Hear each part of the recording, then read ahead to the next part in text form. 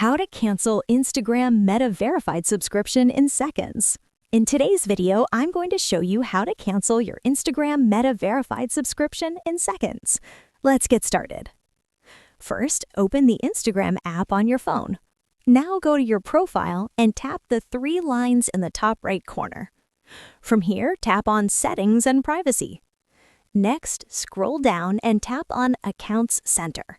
Inside Accounts Center, tap on Payments and Subscriptions. Now select Subscriptions. Here, you'll see your Meta verified subscription. Tap on it, then select Cancel Subscription. Confirm your choice, and that's it. Your subscription will be canceled. Important tip, your verification badge will remain active until the end of your billing cycle, so you won't lose access immediately.